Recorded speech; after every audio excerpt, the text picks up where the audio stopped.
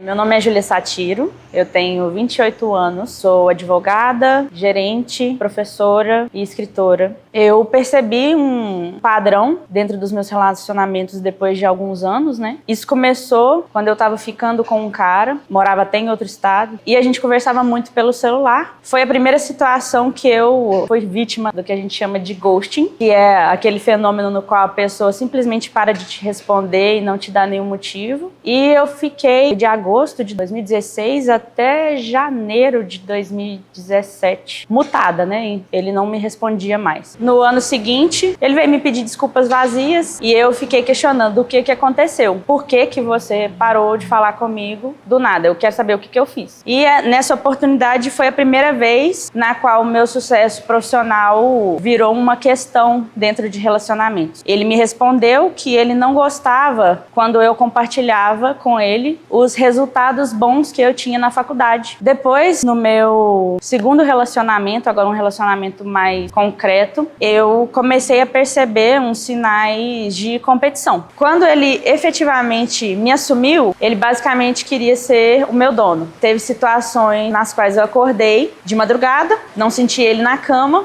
procurava o meu celular, não encontrava. E aí, quando eu levantava, eu via que ele se trancou dentro do banheiro e estava revirando o meu celular enquanto eu dormia. Ele não gostava que eu tivesse amigos homens, ele também se incomodava com amigos gays. Ele falava, será que fulano é gay mesmo? E isso me horrorizava, e aí começava outra briga, porque na cabeça dele, todo mundo me queria. Isso desafiava até a sexualidade alheia. Também tinha as questões de competição. Nós dois estávamos vinculados à mesma instituição. Eu tinha resultados melhores do que ele, e quando ele via que esses resultados melhores aconteciam, ao invés de me parabenizar, ele arrumava motivos para eu ter tirado uma nota maior do que a dele. Eu já escutei da boca dele que eu conseguia determinada nota porque alguém gostava mais de mim, a pessoa que estava avaliando gostava mais de mim, ou tinha interesse sexual em mim, e aí virou a chave. Eu efetivamente fiquei muito tempo nesse relacionamento, porque a gente se via todos os dias, mas ele usava isso contra mim. Ah, você não pode terminar comigo porque a gente tá todo dia nesse mesmo horário, no mesmo lugar. E o mais assustador, assim, eu acho que eu nunca ouvi um eu te amo.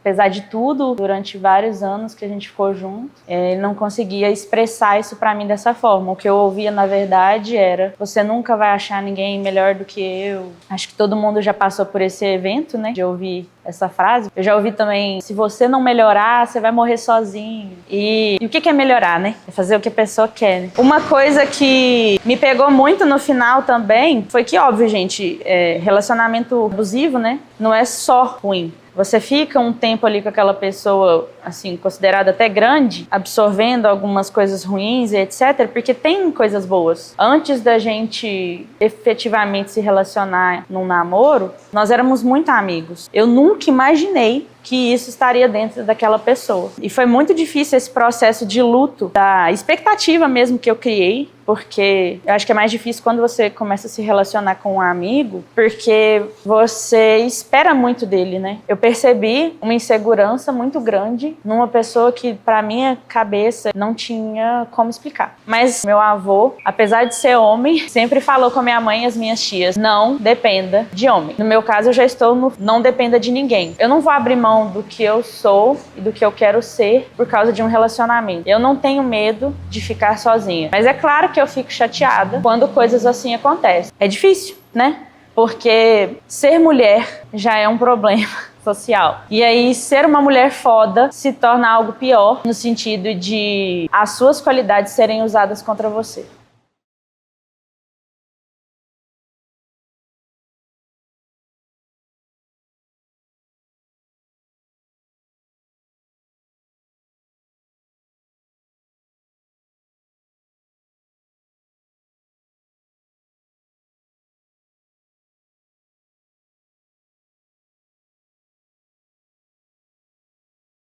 Começou com a violência psicológica. Ele tinha uma mania de procurar brigas comigo e eu ficava muito por entender dessas brigas. Vamos colocar colocar um caso específico. Rodeio de 2022. Primeiro rodeio pós-pandemia. E eu comprei uma bota branca. E deu determinado ponto do show, meu pé doeu. E eu tirei a bota. E isso foi motivo de uma briga astronômica. As minhas amigas falaram assim, olha, amiga, você não fez nada. Só o seu pé doeu, você tirou a bota. E assim, metade das mulheres do parque de exposição, aquela hora, 3 da manhã, já tinham tirado a bota. Eram esses tipos de situações que ele criava, que eram coisas muito pequenas. E aí ele arrumava briga comigo e a culpada sempre era eu. É um poder de manipulação muito grande. Ela fala assim, olha, tá vendo? Se não for eu, ninguém vai te querer. Você dá tanto surto, você é tão difícil de lidar, que só eu dou conta de você. E você passa a acreditar naquilo. Em 9 meses foram 4 términos, até o 5º, que foi o último. Nós voltamos, compramos uma viagem, tava tudo pago. Quando foi em janeiro, próximo dessa viagem, um belo domingo, ele tava dormindo ainda, eu acordei mais cedo, e aí o telefone dele vibrou. Era uma foto de uma mulher com o nome do melhor amigo dele. E eu achei isso muito estranho. E eu desbloqueei o telefone dele e vi ele conversando com essa mulher, mas era com o nome do amigo.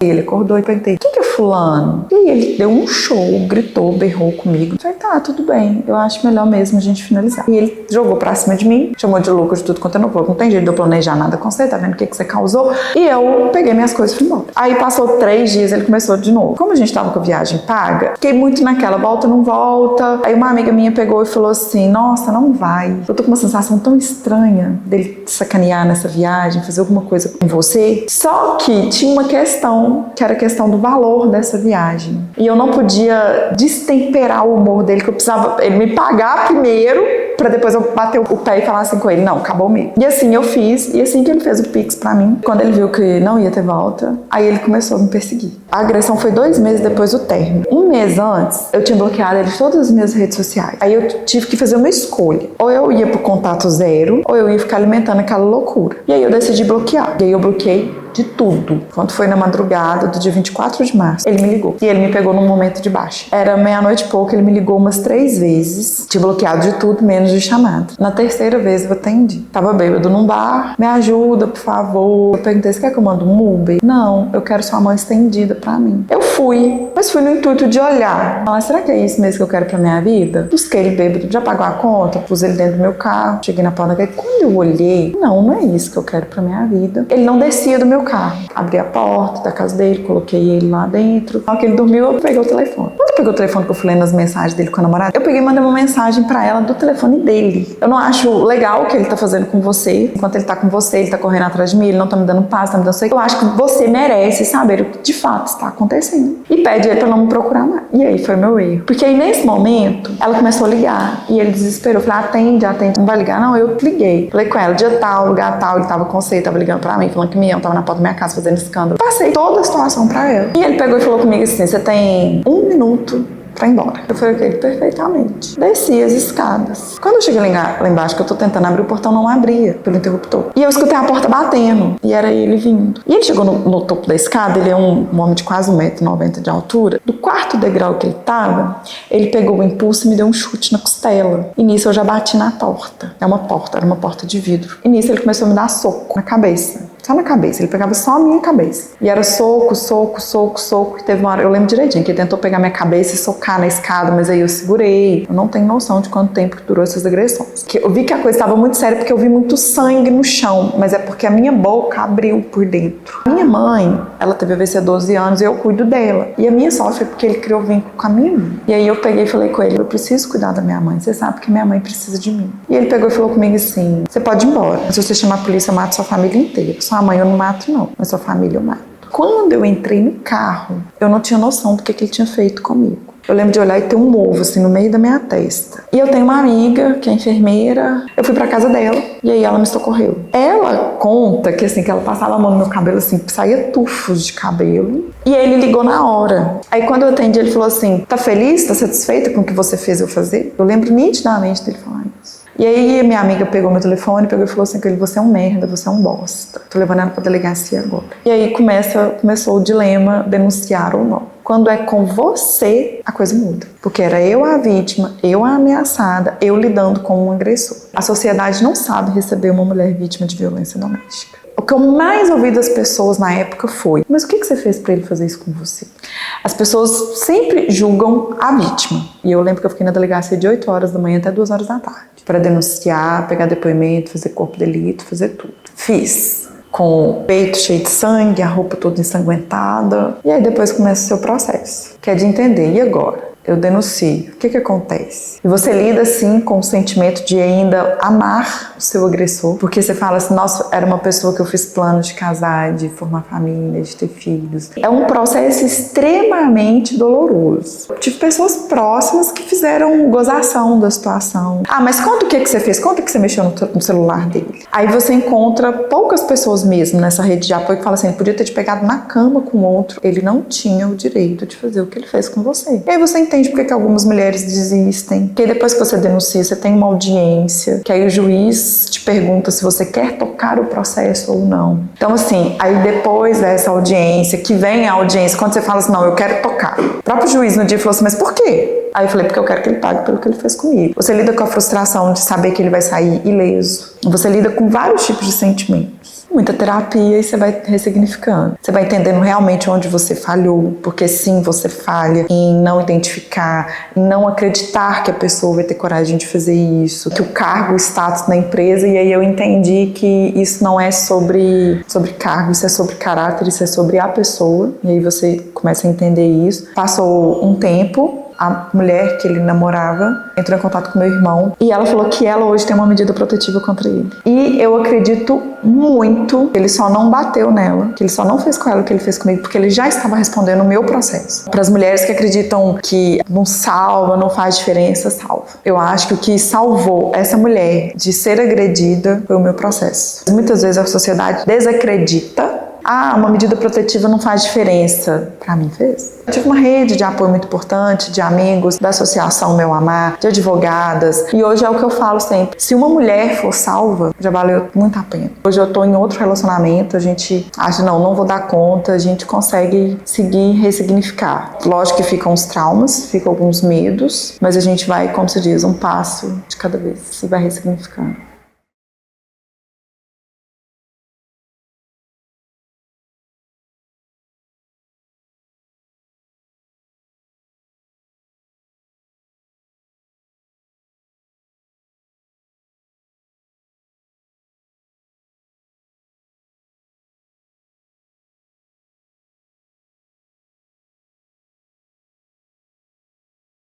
Olá, meu nome é Thelma Rodrigues, eu sou advogada de famílias há mais de 30 anos e há 15 anos, um pouco mais talvez, eu me especializei e me dedico ao direito das mulheres em específico. Então, a Lei Maria da Penha contempla 5 tipos de violência contra a mulher, que é a violência psicológica, a violência moral, a violência sexual, a violência patrimonial e a violência física. Mas a gente vê, a gente sabe e entende que existem muitas violências mais. A violência contra a mulher vai para muito além da letra fria da lei. A gente pode falar da violência obstétrica, da violência institucional, da violência jurídica, violência que as mulheres vivem enquanto vítimas de um processo judicial. Muitas vezes a mulher entra pedindo uma pensão, uma revisão de pensão, ou quer mesmo se divorciar, que é algo simples, né, hoje em dia, e aí ela é revitimizada, inclusive nas barras do tribunal. Então a gente vê que são vários tipos de violência que nós mulheres vivemos todos os dias. Num divórcio mesmo, a gente percebe a carga que vem de violência de gênero feminino. A mulher simplesmente deseja sair daquela relação ou não consegue mais estar naquela relação, sustentar aquela relação enquanto esposa. E vem aquela avalanche de violências, sofrendo a violência patrimonial na dilapidação do patrimônio que o marido geralmente faz, porque é ele quem tem o controle financeiro do casal e da família. A violência psicológica, que eu sempre falo que é a porta de entrada de todas as outras, porque ela começa a ser diminuída, ela começa a ser subjugada, ela começa a ser humilhada, ela começa a sair do papel real da mulher, né, da sensibilidade, da amorosidade, do acolhimento, para ir para um lugar de submissão mesmo, né, de obediência ao marido. A violência moral muitas vezes constitui na calúnia, né, na difamação, na injúria. Ele começa a falar mal, né, a inventar histórias com relação à moral daquela mulher junto aos amigos ou à própria sociedade. Existe a violência física, né, que é a que a gente mais vê, que é